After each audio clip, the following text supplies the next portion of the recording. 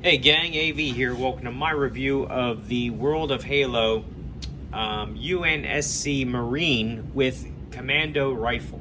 Here he is out of the packaging. The packaging is not very collector friendly. Basically, you have to cut a bunch of tape and rip the figure out. I didn't feel like struggling with that on camera, so I did it beforehand. I hope you don't mind. But here is his packaging. Basically, the only unique thing about it is the fact that it says UNSC Marine with Commando Rifle there at the bottom. Everything else is pretty generic. Same legal stuff there at the bottom. You know, it says Halo, Master Chief there on the back, Halo again, set 1, Series 1. Not much else to say, honestly. Before we get into the figure himself, we're going to look at two of the other things that he also came with. One, an in-game add-on. So if you're playing Halo Infinite, you can use the code here at the bottom and follow the instructions and get some in-game content, which is pretty cool.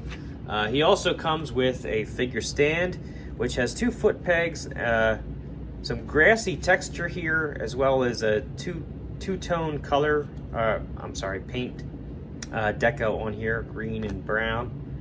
And it has these tabs on the side so that if you have more than one base, you can tab them together and make a floor, which is awesome for us adult collectors. So you put these up on a shelf, you can connect the bases together to make it appear as though they're all on one same surface, which is pretty cool. Last but not least, he also has his rifle, which you can see he holds quite well.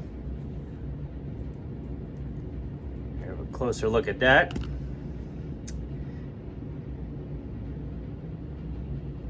It's got some painted detail there on the barrel, some nice sculpted detail all around. It's a nice looking weapon. It also has this rather large peg here. The purpose for that is so that you can store it on his back. Pegs in right there, no problem. And now we'll have a look at the figure himself.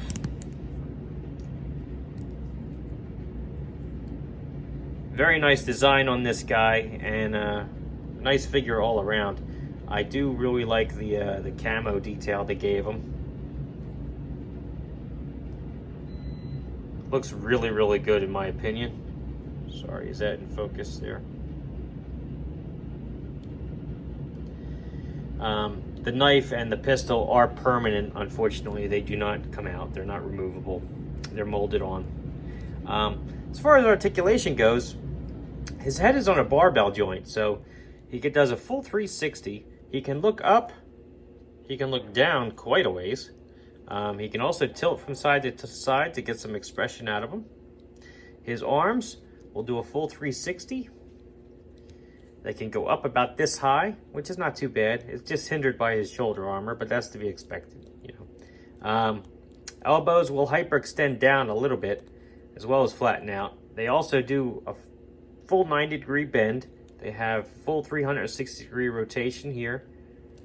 And at the wrists, full 360-degree rotation, as well as a hinge, so you can pivot down and up. He's got some ab articulation here, so diaphragm joint.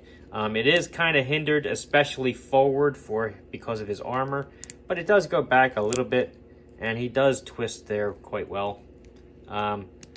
I'm not sure if this figure actually has waist articulation like the other figures in the line, but if he does, I'm not seeing it, and nothing's budging for me. Legs will go up about that high. Back, about that far, not too bad. He can do the splits about like this. It's kind of hindered by his leg armor as well as the molded pistol there. He has an upper thigh swivel, which you can spin all the way around, but it's a little funky because of the armor. You have to move the leg out a little bit. Knees are double jointed, and if you bend both, you can get his heel all the way back. So he's got excellent knee articulation there.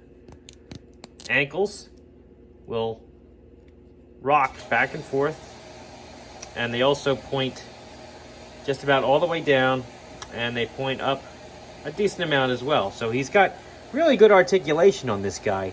I love the painted camo on him. Looks really good. I think he's a good looking figure, especially for $10 price point. I mean, you really can't beat that. Here he is next to a 3 3/4 inch vintage G.I. Joe figure. As you can see, he scales pretty decent with him.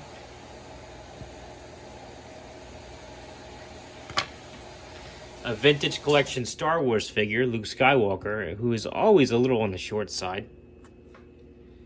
Here he is next to a more modern G.I. Joe figure. He looks a little bit small compared to him. Boss Fight Studio Blank.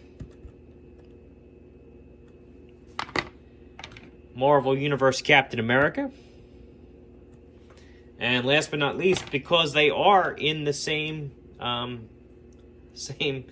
toy line, meant to be in the same scale, here he is next to Master Chief, who clearly towers over it. Again, I've never played the game, so I'm not sure if that's the way it's supposed to be, but hey, it is what it is. All in all, I think it's a great figure. I think he's going to make a good army builder, especially at $10. He's got great articulation, and I do genuinely really like the paint job on him. I do highly recommend him, especially for $10. If you like this video, check out my channel. If you like what you see there, then please subscribe. As always, thanks for watching.